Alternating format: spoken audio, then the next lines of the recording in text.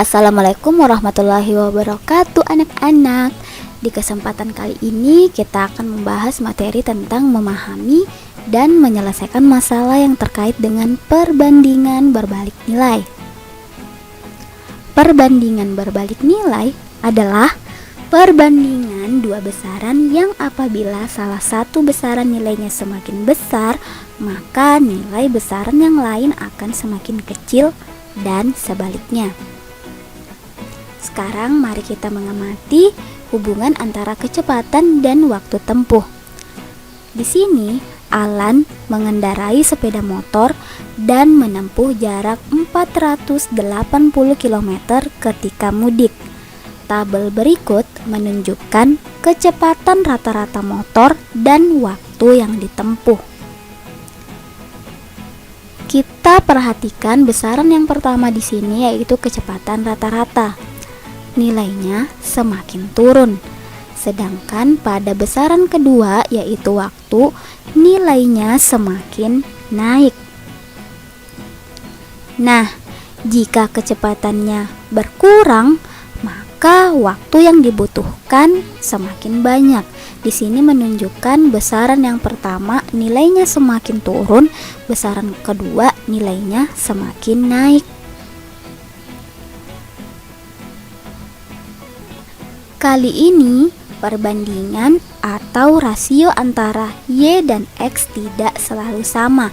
Jika termasuk perbandingan berbalik nilai, maka kalian perhatikan hasil kali dari dua besarannya, yaitu kita misalkan X dan Y-nya. Jika kita kalikan, maka hasil kalinya selalu konstan. Sekarang perhatikan. 80 kali 6 hasilnya 480. 75 kali 6,4 hasilnya 480. 60 kali 8 hasilnya juga 480. 40 kali 12 hasilnya juga 480. Oke, untuk memahami perbandingan berbalik nilai, sekarang kita masuk ke contoh. Nah, di soal ini membicarakan antara kecepatan dengan waktu. Berarti kalian analisis dulu nih anak-anak. Jika kecepatannya naik, maka waktunya akan semakin turun atau sedikit. Dan begitupun sebaliknya, sehingga permasalahan ini termasuk perbandingan berbalik nilai. Nah, untuk menyelesaikannya hampir sama saja dengan perbandingan senilai. Untuk membantu kalian, kita buat tabelnya dulu, cuma pada membuat perbandingannya nanti yang berbeda ya. Jadi perhatikan betul-betul dan kalian harus benar-benar bisa membedakan yang mana yang senilai dan yang mana yang berbalik nilai. Oke, sekarang kita bahas permasalahan ini dulu. Waktu 5 jam, maka kecepatan rata-ratanya 56. Dengan waktu 4 jam, berapakah kecepatan rata-ratanya? Nah, kita buat perbandingannya. 5/4 sama dengan X per 56. Jadi kita tukar nih anak-anak ya. Nah, 5/4 kita balik yang di atas, X per 56. Kemudian langkahnya sama, kita kali silang. 4 kali X hasilnya 4X. 56 kali 5 hasilnya adalah 280, maka X nya sama dengan 280 per 4 atau 280 bagi 4, hasilnya adalah 70. Jadi kecepatan rata-ratanya adalah 70 km per jam. Berikutnya ke contoh 2. Suatu pekerjaan dapat diselesaikan oleh 12 orang dalam waktu 20 hari. Berapa lama waktu yang dibutuhkan untuk menyelesaikan pekerjaan itu apabila dikerjakan oleh 6 orang?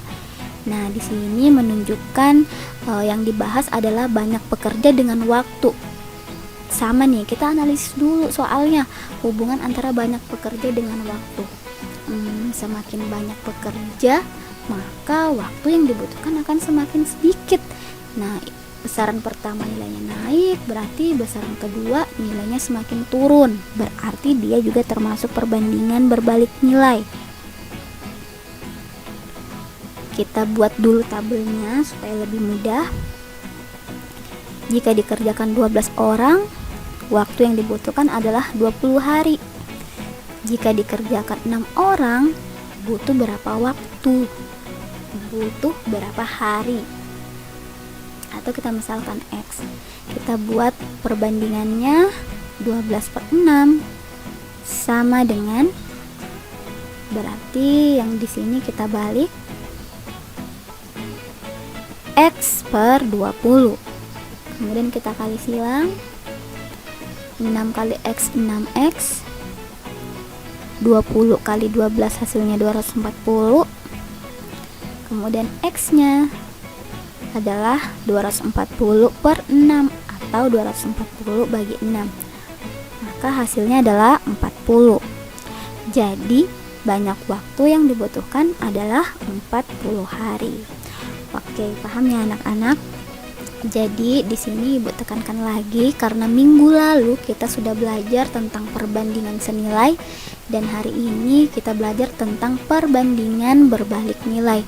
Kalian harus benar-benar bisa membedakan soal cerita itu termasuk perbandingan senilai atau perbandingan berbalik nilai karena cara membuat perbandingannya berbeda.